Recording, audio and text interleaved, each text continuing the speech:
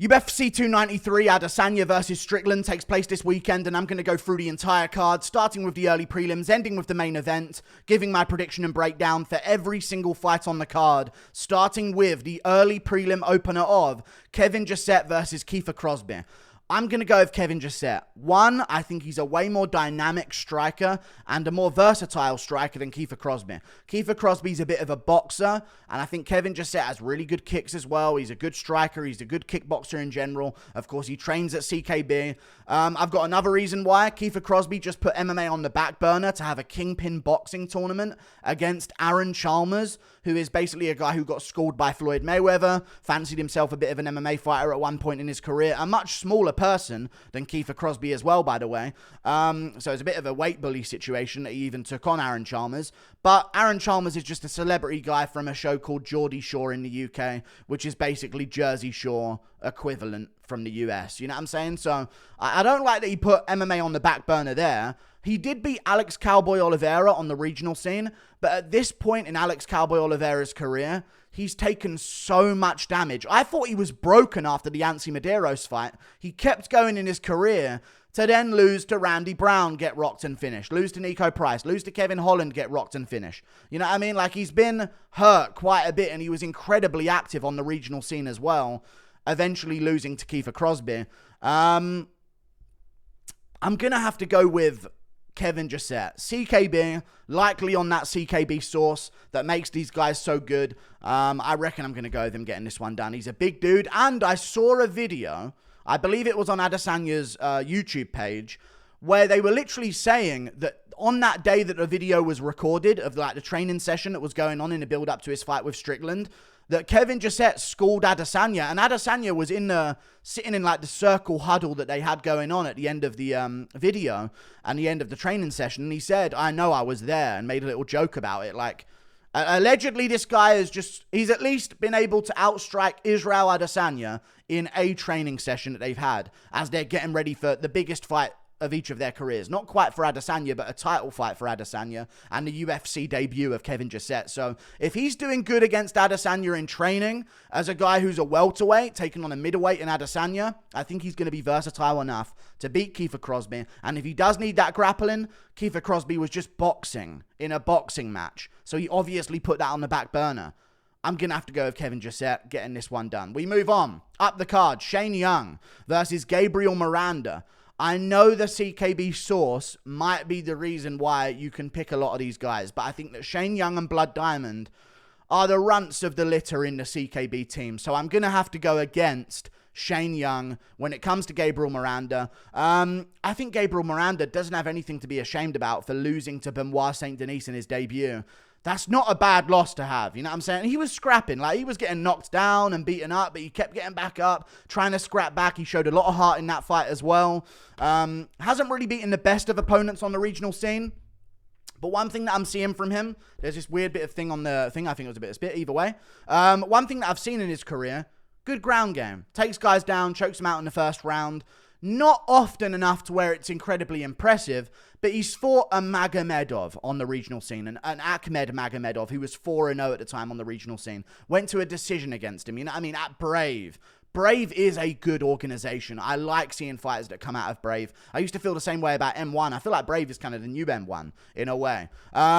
So yeah, he's had some decent wins, beat a 5-1 opponent, guillotined him in the first round. And Shane Young's problem in his career has been when opponents mix in the grappling. So I think Gabriel Miranda, being from MMA Masters as well, known for their grappling, known for their pace pushing as well, I think he'll be able to push a grappling heavy pace on Shane Young if he needs to. And I think he's going to get a rear naked choke at some point in the second round over Shane Young. Shane Young just not powerful, not fast. He's tough. I mean, he's part Islander, I guess. I can't remember which. Polynesian, I guess. So, he's going to be tough. You know what I mean? Like, he is a tough dude. But from what we've seen from him so far in his career, like, Blake Bilder beats him, and I don't think Blake Bilder's that good. And then Omar Morales beats him, and Omar Morales is, 38 years of age? And it's just like, I don't know how to feel about that. And even the guys that he beat in the UFC weren't entirely that good. Rolando D was 9-6. Austen Arnett was 16-5. Went to a decision with him. I'm going to have to go with Gabriel Miranda getting this one done. I think he's got less wear and tear, more versatility, different approaches to the game. I'll go Gabriel Miranda getting this one done. We move on. Up the card, Blood Diamond versus Charlie Radtke. I'm going to go with Charlie Radtke. And now it would be sad to see Blood Diamond lose again. But it's safe to say, I don't know if this guy would have made it into the UFC if not for training with Israel Adesanya. I really don't. He's 35, looks 70. Like, I really don't think he would have made it into the UFC because he's got so many holes in his game. And in hindsight, losing to a Koshki brother, or however you pronounce that dumb name, Koshe, whatever it is, losing to one of them, pathetic. Absolutely pathetic. I did not like his last performance against Orion Koshki. However you pronounce his name, I'll try it 3 different ways in the middle of the prediction here. Got beaten by Jeremiah Wells, taken down, subbed pretty easily. And we've seen Jeremiah Wells take down other opponents, and he's not subbing them though that easily. You know what I'm saying? He's like just laying on top, not really able to pass into dominant position. So I'm like, is there just too much of a hole in this guy's grappling game? Probably. You know what I'm saying? I don't think he should be in the UFC. And as for Radtke, honestly, he probably maybe shouldn't be in the UFC either. You know what I'm saying? I feel like they're kind of bringing him in to lose to Blood Diamond, or to give Blood Diamond a winnable fight at least. Because if they give him anyone else at welterweight that's anyway decent, he's going to lose. But the problem that they've done with bringing in Charlie Radtke, or Charles Radtke as he's known, he is a lightweight. However, I've done my research, guys. He's pretty good, okay? He's pretty good. He's fought decent opponents. I had my eye on Raheem Forrest on the regional scene as like a undefeated guy at Cage Fury. Maybe this guy could be something someday. He's got some wicked KOs on his record. And he beat him. He beat Raheem Forrest in a title fight at CFFC. Oh, I'm biting my lip. He beat him at CFFC in a title fight. He got cracked in the first round, got a little bit disorientated from a massive power punch from Raheem Forrest, who has gone on to win another vicious KO in his career moving forward. Beat a 6-1 opponent, beat a 5-0 opponent, had a amateur career as well. Not a winning amateur career, but I kind of like that even more because it shows that he's fighting decent amateurs that were 6-1, 6-1, 7-4, the guys who had experience. You know what I mean? So I liked Raheem Forrest on the regional scene. I thought he could have been something. And Radtke went out there, out-grappled him, got his back and choked him out after getting rocked early on as well. Now you could say, well, if he gets rocked by that dude, then he'll get rocked by Blood Diamond. But is Blood Diamond's stand-up even good at this point? Do we have to just be real with ourselves here? Is his stand-up really any good? I know he's a kickboxer, and Adesanya said, you've never seen striking like this. You're right, we haven't. Because everyone we've seen is good, technically-ish. You know what I'm saying? And Blood Diamond seems to throw, and he's got a weird style, fair play, and maybe it works out for him. But I don't think 34 to 35 is the time to be making groundbreaking adjustments in your game and improving holes in your game. So I'm going to go with Radtke, and there might be a fear in a lot of predictors' minds that are saying, well, Radtke was a lightweight, he's fought at lightweight, last fight he had was at lightweight. How do you know he's not just being sort of brought in to lose here? And I'm going to think to myself, well, he was going to grapple with Joe Keifer on a grappling match in May. And if you're trying to grapple Joe Keifer, 1, you're a big lightweight, but 2, you're probably not planning on going back to lightweight if you're getting ready for a grappling tournament with him. Keifer's a big middleweight. So I think he had a plan to go to welterweight. And although it says he's 5'10", he was significantly taller than a 5'11" listed Raheem Forrest on the regional scene. So I'm going to go with Charlie Radtke. I've done my background check on him, and I think he's pretty decent. So I think he'll out-grapple Blood Diamond and sub him in the first round. We move on. Up the card, Nasrat Haqparast versus Landon Quinones. I'm going to go with Nasrat Haqparast over Landon Quinones. I just don't think any of the prospects on the Ultimate Fighter this year were any good whatsoever. Like, Landon Quinones had some decent fights on the regional scene, but I think Nasrat is just more seasoned at this point in his career. And the thing is with Nasrat that people sort of fail to, like, take in, he's 28 years of age. You know what I mean? He's been around, he's been at TriStar for a long time, and he's been fighting all these guys, John Makdessi, Bobby Green, Dan Hooker, Drew Dober, you know what I mean? Like, he's fought big names that you've heard of, and he's been around for a while. I mean, he's been in the UFC since 2017, but he's only 28, and he's still got time to improve. and I don't see Landon Quinones catching him on the chin. Nasrat's a pretty good boxer. I think Landon Quinones has to land a big punch to finish him. Didn't seem too good on the ground. He looked absolutely lost against Jason Knight on the Ultimate Fighter this year. So I'm going to go Nasrat Haqparast, outboxing him to a decision win, 30-27, maybe getting a TKO in the third round. I just don't like these tough fighters, and I don't know why he's been signed to the UFC. He's so bad. Dominated by Jason Knight. Choked out immediately, looked lost on the ground. Why are they getting opportunities? But Hardwick has to go for them.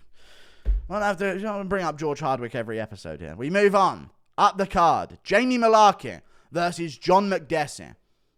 I got Jamie Mullarkey over John Makdessi. I just think at this point in John Makdessi's career, although Jamie Mullarkey is coming off a KO loss, I think you have to put out Jamie Mullarkey.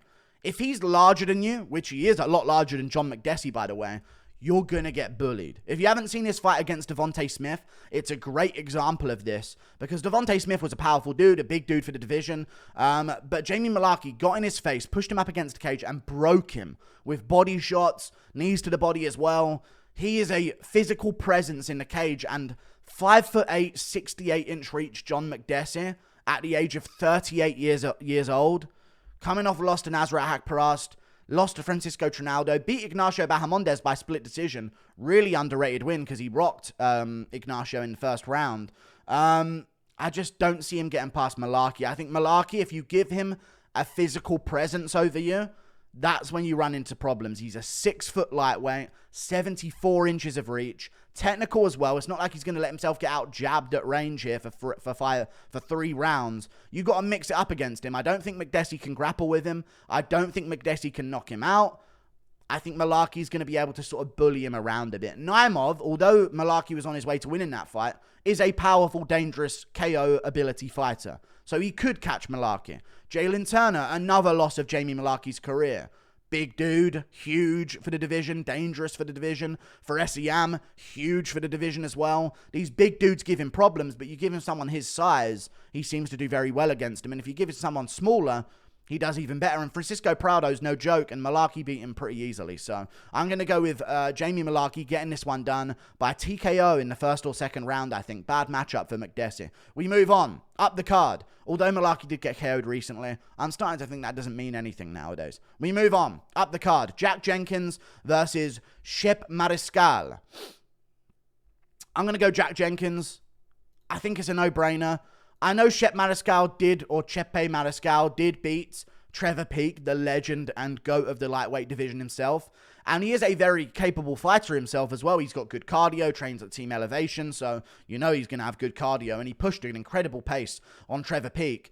It wasn't a short notice fight against Trevor Peek. He had a fight booked the month before and sort of like just carried over the camp into his fight with Trevor Peek. So it's not like I have to worry about with my pick here that, oh, that was him on short notice. You should see him on a full camp. He was in shape. Trevor Peek is a sloppy, standing hammer fist throwing fighter.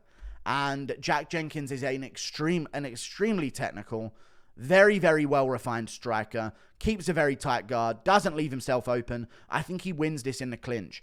Jamal Lemmers is pretty good. I've always thought Jamal Lemmers is pretty good. And he went to a very close decision with Jamal Lemmers that he arguably could win, arguably could lose. Not the best performance for him. I like his activity, though. He's already fought twice this year, and I think he's going to be able to put a whooping on Chepe Mariscal in a competitive 29-28 fight that he wins clearly when he does. That's what I'm going to go with. Jack Jenkins wins the first two. Maybe Mariscal brings it back in the third for some danger, but I'm going to go with Jack Jenkins getting this one done. He's the far more technical fighter. We move on. Up the card, Carlos Ulberg versus Jung. Right.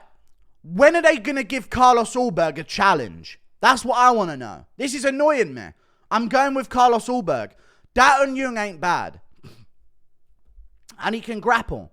A lot of his grappling is not done from single legs and double legs. It's up against the cage with outside-inside trips, very Spivak-ish. Grappling, he does a good Polish throw as well. He was hitting that on William Knight quite a bit, and I heard Daniel Cormier say the name of the move, so I know what it's called, and I can act like I'm smart. So he can grapple a bit. I don't think he's going to be able to grapple with Ulberg, because I think to get to Ulberg, you need to shoot singles and double legs. He's a very good mover on the back foot, and he's dangerous on the back foot as well. Have you seen a weaker... I don't get this. He gets Fabio Charant coming off a loss to William Knight, Then he gets Tafon and Chukwi. All right, decent, but still, then he gets Nikolai Nagumilianu. All right, then time to move on to a better opponent. Oh, it's the guy who lost to Nikolai Nagumilianu, Ihor Peteria. Now Daeun Jung. We get it, UFC. You want this guy to be a star. If he beats Daeun Jung, can we get this guy a tough matchup already? Like Jacoby or something, or Alonzo Manyfield. Someone who's actually okay. Like, I think he's going to beat Daeun Jung. Daeun Jung got KO'd by Jacoby. Jacoby's very good himself, don't get me wrong, but I think Daeun Jung, the loss to Devin Clark, I didn't like his loss to Devin Clark. He looked very, very terrible in that fight against Devin Clark. He had no answer for what Clark was doing to him, so yeah, I'm going to side with Ulberg, funnily enough. I think he's a way better striker, way better mover, and he's not coming off a 2-fight losing streak. He's on a 4-fight win streak. Why are you giving him someone on a 2-fight losing streak? Like, I don't get. It's such preferential treatment, but it's the same treatment that the next fighter is going to get that I'm going to talk about. So I'm going to go with Ulberg. Speaking of preferential treatment, Tyson Pedro versus Anton Turkalj. Tyson Pedro's going to win this fight. Anton Turkalj is not good. Like, he's all right. He can grapple a bit. I think Pedro's grappling is the most underrated part of his game. People saw his striking, and again, we can talk about preferential treatment here as well. Harry Hunsucker, EK Villanueva, and then they were trying to give him Mingyang Zhang, who wasn't even a good regional fighter himself, and then got Modestas Bukauskas and still lost that fight. Like, Mingyang Zhang is 16-6, had a win streak, but he was coming off wins. He just won on the he won on road to UFC, but before that, a 1-3 opponent, a 6-9 opponent, 9-6 opponent, 5-8. They were trying to build Pedro up. It backfired because Modestas Bukauskas beat him, but Modestas is pretty good. I thought he won against the Baron. What's his name? The Baron. Not Modestas. Modestas Bukauskas. I thought he won against Mikhail Oleksiejczuk. I thought he won that fight, so I don't think Modestas is that bad. I think Pedro wins this, though. Like, they're just giving him a layup in front of the crowd. Like, it is what it is. I don't like this card, man. There's too many mismatches on this card. I'm going to get to an underdog pick in a second, but, man, 2-fight losing streak here for Anton Turkalj. Lost to Jailton Almeida, lost to Vito Petrino. Not bad losses. He made a lot of mistakes in the Vito Petrino fight, but he could have won that one. I just think his chance here is in the grappling. He won't outstrike Pedro, I don't think. And if his chance is in the grappling and he makes all those mistakes, Pedro's grappling is, I think, the best part of his game. You saw him KO Hunsucker and EK Villanueva, and everyone was thinking, oh, he's a striker. No. I thought he had the win against OSP, kind of threw it away at one point. Lost to Shogun, which is a terrible loss, but he tore his ACL and his whole leg apart, which is why he was out for 4 years in between trying to recover from all of that. But he submitted Saparbek Safarov. He finished Paul Craig with elbows as well. He beat Khalil Roundtree on the ground and submitted him. He had a good other Kimura twist. Who was that against, the Kimura that he went for? It might have just been Saparbek Safarov, but he has a nasty Kimura from bottom position that he can reverse to end up on top. So I think Turkalj's chances on the ground, and I think Pedro's ground game is the best part of his game. So we're going to move on. Up the card, I'm going with Pedro. Justin Tafa versus Austen Lane. Here's the interesting thing. I'm going to go Austen Lane. I'm going to go with Austen Lane. You want to know why? I think he's all right, you know. I was watching back his fight with Tafa, and this is not the only reason why I'm picking him, by the way, but I was watching back his fight with Tafa, and he was winning. Like, fair enough, the eye poke, which I think is only going to affect mentally Tafa in this rematch, because you're going to be looking at the guy who just basically cost you vision for a good section of time. So I think he's going to be a bit more hesitant than he normally would be going up against a guy who just eye poked him to a no contest, I guess. Whereas I think Lane's going to be more confident, because in that fight, Lane tagged him with a jab as he came in, or a lead hook as he came in, as Tafa telegraphed his approach. Then Lane landed a bunch of solid body kicks on him. And then Tafa ran in and got eye-poked accidentally by Lane. I'm going to go with Austen Lane winning this one. Justin Tafa, before I just get into the physicality of this fat soggy bitch. Justin Tafa built like a heavyweight Samoan, which is good because he's got the fist size for it and the head size. Tough, hard to finish, good to get finishes. But built like a Samoan. He's melting. You know what I'm saying? I just think you can't lose to Jared Vandeera. And fair enough, you can say, well, Lane can't lose to Greg Hardy. But Lane lost to Greg Hardy early in his career. He had 4 fights in his career. He had an amateur career before that, I get it, but that was in 2018. And the guy's lost fights since then to people, but he's gone on to win a lot. And he beat Juan Adams on the regional scene, which I don't think is a fighter that's that bad. And he fought some decent opponents on the regional scene. Won a 6-0 opponent on the Contender Series. Took him down, ground and pounded him.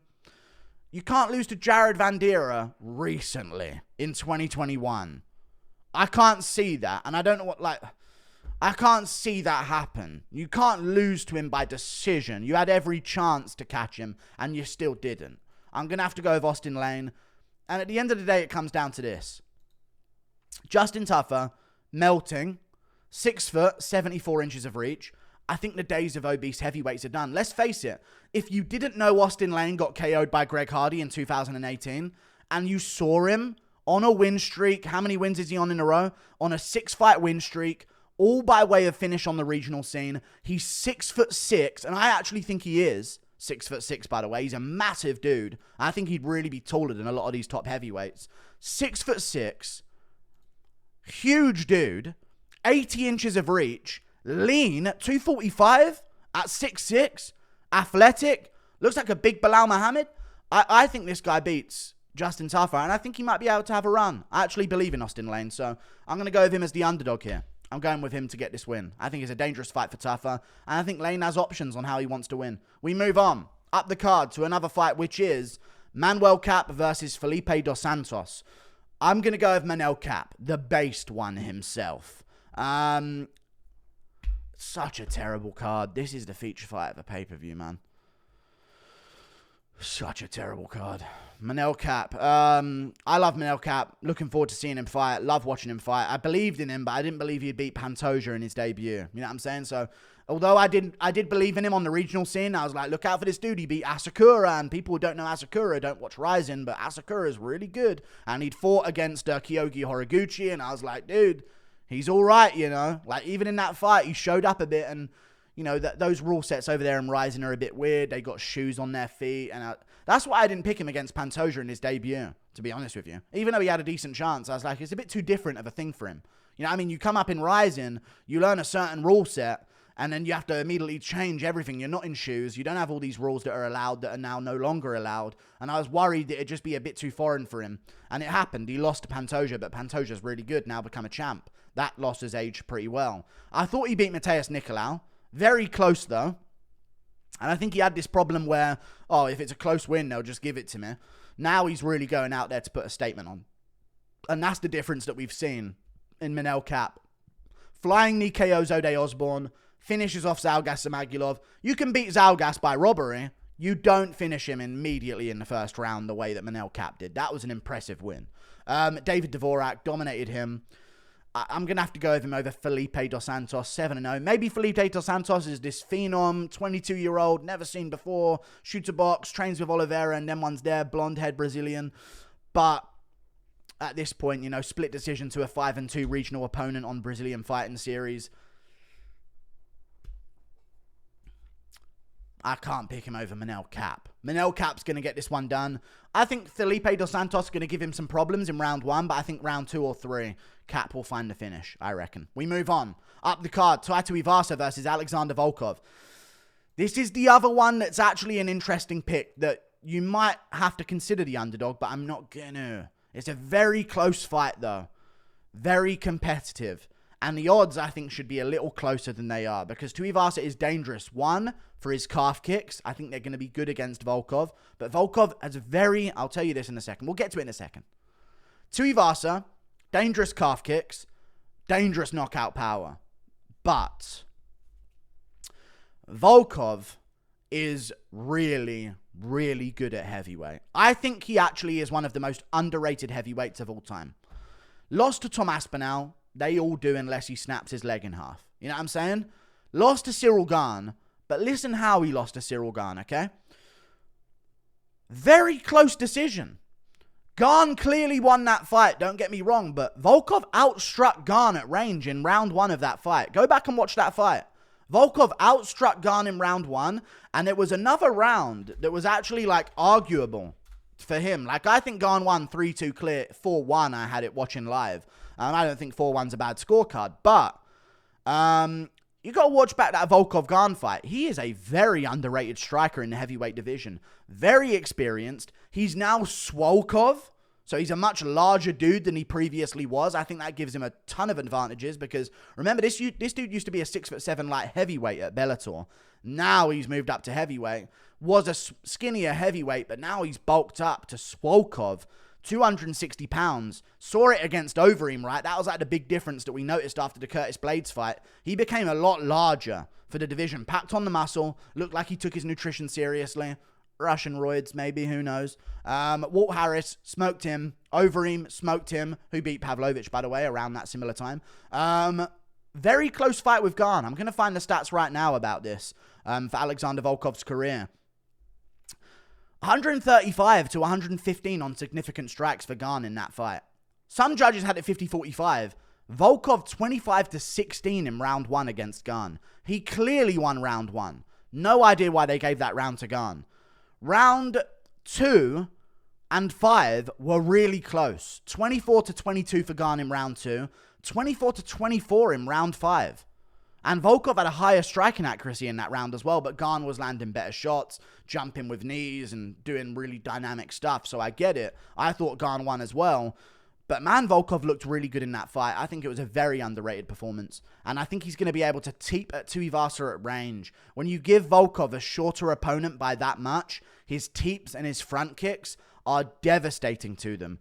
And Pavlovich smoked Tuivasa so badly. For a guy like Tuivasa, his whole motto in his career is, I'll bang on with anyone. It's Shay, FDI, bro. All this stuff. When you get smoked badly by Gane, finished in that fight, TKO'd, which we don't normally see from him. He's lost by TKO to Junior Dos Santos before, but it was from being mounted on top, and he was still trying to throw back, but the ref had seen enough. So he could still say, well, my chin's still granite. Then Gane finishes him badly. Then he makes a quick turnaround against Pavlovich and gets absolutely smoked by Pavlovich. Multiple knockdowns, horrendous amount of damage. I think that is a career changer. And he took damage off Lewis before that as well. What was he thinking? Who is this guy's manager, man? Got wobbled by Greg Hardy in their fight. Like, I think there's just too much ability for Volkov to teep and land at range against this dude. Volkov, 80 inches of reach. Tuivasa 75. Tuivasa's got a decently long reach for a Samoan dude. Like, not even joking. Like, he's got long arms. But Volkov, I think he's going to be a bit of a problem. For 6'2", 75 inches of reach ain't that bad. It ain't crazy. I mean, I think I'm 78 for, like, just under 6'3", 6'3" in the mornings. But anytime I can mention that, I will. But still, it's a good reach. And he is dangerous. And he can catch these tall dudes. But Volkov don't lean back as a tall dude. And I want to talk about that here. He don't lean back as a tall dude, which is where Tuivasa is going to be able to catch him, in my opinion. He's very hunched over for a tall dude. Teeps, front kicks. I think he'll finish Tuivasa with a body kick. With a front kick to the body. Round 2, I think he'll hurt him in round 1 towards the end of it. And then finish him in round 2 with a front kick to the body and some follow-up shots. I'm going to go Alexander Volkov, TKO round 2. I hope Tuivasa wins, but man, I'm not seeing it. Not seeing it. Not seeing it. I'm going to have to go with Volkov getting this one done. Front kick to the body. Secondly, Tuivasa's calf kicks are the reason for a lot of his success in fights. Volkov is one of the lightest lead foot fighters in the heavyweight division.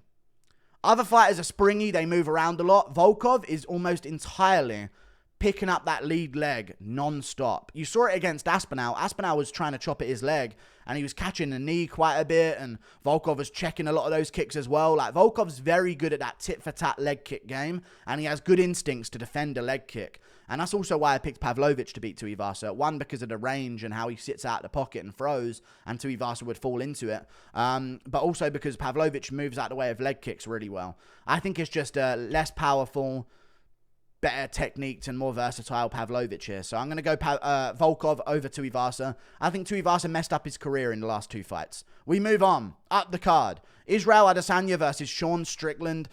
I'm going to go with Israel Adesanya getting this one done via round 3 TKO. However, I think he's going to be a bit dull for the first 2 rounds. But I think in that dullness, Adesanya will be chewing up his leg really badly. I think Strickland is going to be biting on feints with the hands. And as he does those little parry things, do I see Adesanya slipping in like Pereira and finding that left hook and KOing him in round 1? He could. I don't see it happening. He just doesn't have that one clipper finisher. I know he finished Pereira, and don't get me wrong, it's amazing, but typically we don't see that from Adesanya unless he's fighting a dude with physicality advantage over him. Then all of a sudden his boob starts showing up and he gains knockout power. I don't think he'll be sourcing for this. I think he'll lay off the sauce. It's only Strickland. He'll be sourcing for Dricus du Plessis. You know what I mean? He'll save it when he jumps back on cycle. But for this one, I don't see him sourcing, so I think it's going to be not as impressive as people think it might be. People saying first round KO, second round KO. But I think he will chew up Strickland's leg. You watch back on Strickland's fights. Does he deal with leg kicks okay? He does. It's not like a massive weakness in his game. But we've seen fighters chewing up his leg. Abbas was landing a bunch of them in the first round of their fight. But Abbas can't do it for 5 like Adesanya. You know what I mean? He's only human. He ain't on that CKB sauce. Adesanya's going to be chewing up that lead leg. And I think he's going to come from his little feints. So you're telling me Strickland is the most obvious over-parrier in the sport we have. In the top 15 at least. Adesanya does the most feints out of anyone. There's too many options for Adesanya here. The feints, Strickland parries, his weird little guard that he does. Adesanya chews up the leg and moves. Strickland tries to come forward again. Feints with the hands. Strickland parries, throws a jab. Adesanya head on the outside. Low kick again. I think he's going to chew up his leg, eventually finishing Strickland in the 3rd round. Maybe by eventually throwing a head kick, wobbling him, and then throwing some big follow-up shots. So I'm going to go with Adesanya eventually, after chewing up Strickland's leg, throws up a head kick, wobbles Strickland for a second. Strickland stays with it, shoots a takedown maybe out of fear of being finished on the feet. Adesanya stuffs it, separates, lands some big shots of ground and pound. The referee steps in, and Sean Strickland gets finished in the 3rd round. I think there's too much for Adesanya here. It's not a great matchup for Strickland. And again, because I skipped over it because I was too excited to say how he was going to lose. I think Strickland, his leg kicks are a problem. Against Abbas Magomedov, he had them a lot. A lot of leg kicks were landed. Cannonier was landing a lot of them on him as well. He was checking some, but Cannonier is Cannonier. He's not Adesanya with the leg kicks. And then even against Hermansson, his leg was getting kind of chewed up as well. And then even against Brendan Allen, just before that KO, I swear Strickland's leg went numb. I can't prove it. I'm sure he'll say otherwise. But if you watch back that Brendan Allen fight, Allen was chopping at his leg. And just before Strickland got the KO, Brendan Allen landed a low kick and Strickland's leg went a bit funny. I feel like there's just too much of an opening there for Adesanya. Like and subscribe. Thank you for watching. Toodle pip. Strickland's going to absolutely 10-7 him at the press conference though. Brutally. And I might make another guide on how he should do that as well. See you later. Goodbye.